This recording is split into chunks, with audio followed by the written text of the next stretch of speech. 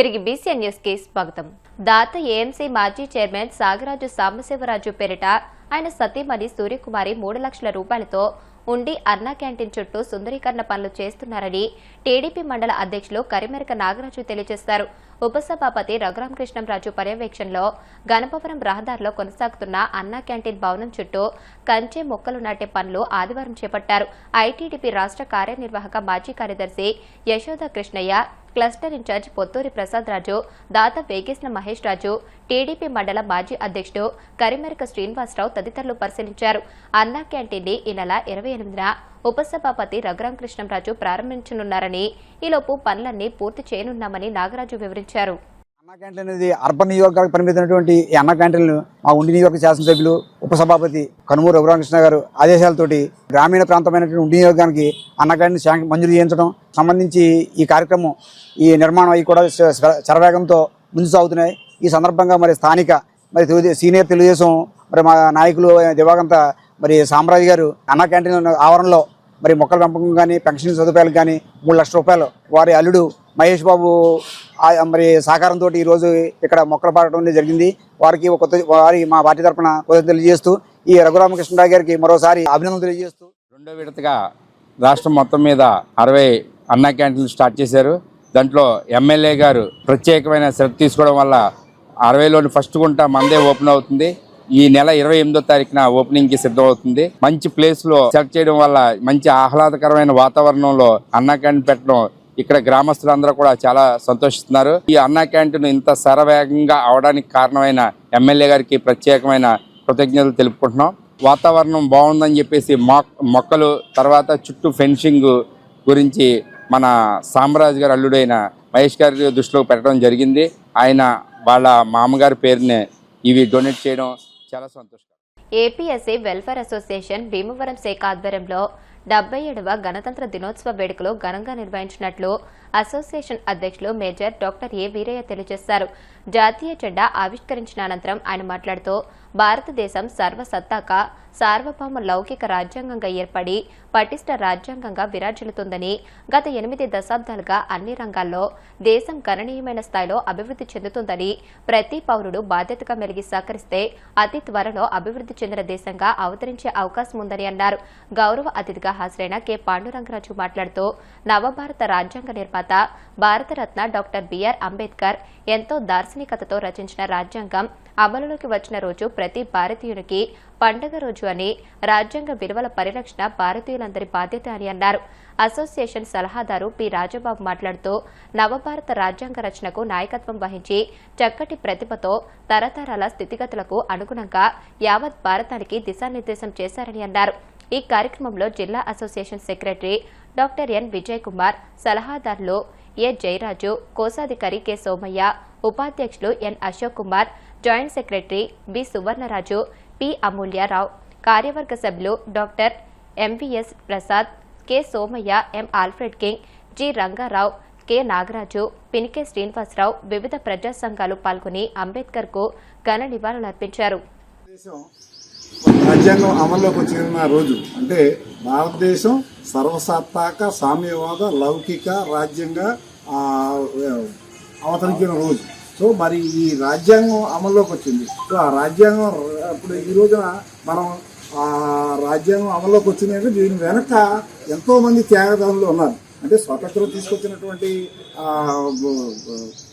ఎవరైతే స్వతంత్ర సమరయోధులు ఉన్నారు, అదేవిధంగా ఈ రాజ్యాంగం అంటే మన స్వతంత్రం సిద్ధించినప్పటికీ మనం ఏమి చేయాలి ఏమి చేయకూడదు అది చెప్పుకోవడానికి ఒక డాక్యుమెంట్ అంటూ లేదు. సో అలనాడు ఒక కమిటీలు వేసి సార్ చెప్పినట్లుగా పాండురంగరాజు గారు ఒక కమిటీలు వేయటం, దానికి డాక్టర్ బిఆర్ అంబేద్కర్ గారు సారథ్యం వహించడం, మరి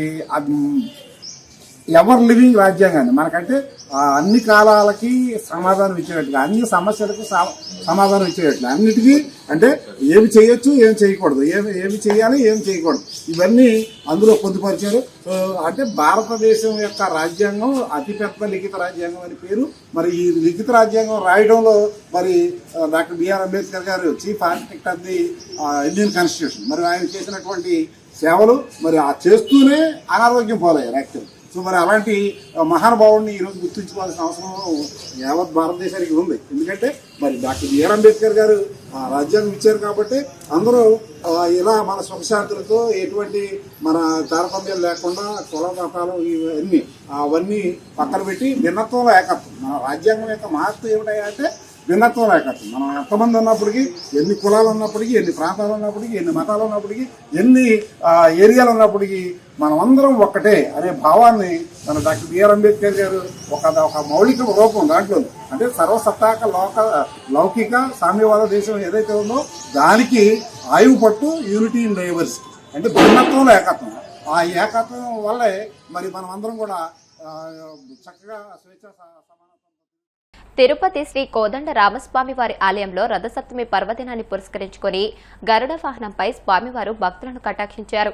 ఈ సందర్భంగా ఆలయంలో ప్రత్యేక కార్యక్రమాలు నిర్వహించారు. ఇందులో భాగంగా ఉదయం స్వామివారిని సుప్రభాతంలో మేల్కొల్పి తోమాల కొలువు, పంచాంగ శ్రవణం, సహస్రనామార్చన నిర్వహించారు.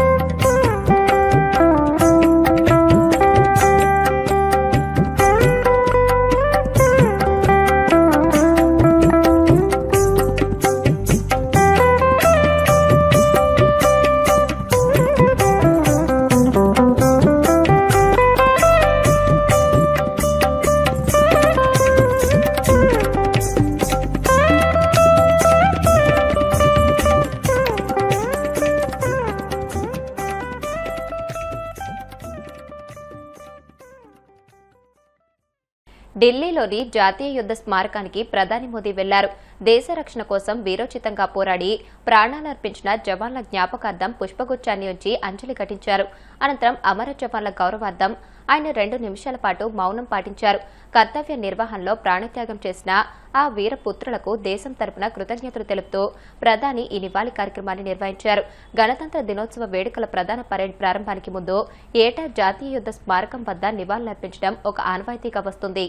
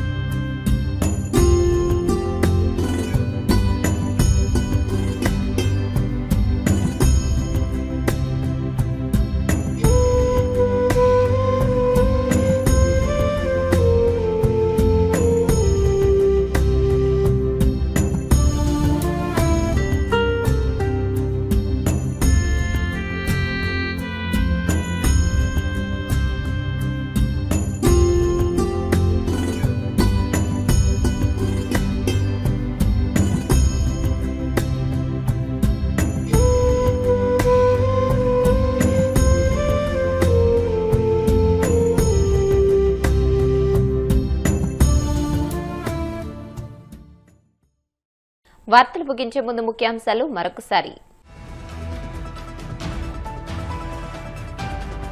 దేశ రాజధాని ఢిల్లీలో ఘనంగా 77వ గణతంత్ర దినోత్సవ వేడుకలు. కర్తవ్య పథ్ వద్ద జాతీయ పతాకాన్ని ఆవిష్కరించిన రాష్ట్రపతి ద్రౌపది ముర్ము. మహారాష్ట్ర సీఎం ఫడ్నవీస్ తో కలిసి నాందేడ్ గురుద్వారాను సందర్శించిన పవన్ కళ్యాణ్. గురు గోవింద్ సింగ్ సమాధి మందిరంలో ప్రత్యేక ప్రార్థనలు, చాదర్ సమర్పణ. నెల్లూరు జిల్లాలో మంత్రి ఆనం రామనారాయణ రెడ్డి పర్యటన. ఆత్మకూరులో 1.80 కోట్లతో నిర్మించనున్న క్రీడా వికాస కేంద్రానికి భూమి పూజ. ఢిల్లీలోని జాతీయ యుద్ధ స్మారకాన్ని సందర్శించిన మోదీ. దేశ రక్షణ కోసం విరోచితంగా పోరాడి ప్రాణాలర్పించిన జవాన్లకు అంజలి ఘటించిన ప్రధాని. ఈ వార్తలు ఇంతటితో సమాప్తం. మరిన్ని వార్తల కోసం BCN digital YouTube channel, Facebook page ని ఫాలో అవ్వండి. అప్డేటెడ్ వార్తల కోసం ప్లీజ్ సబ్స్క్రైబ్.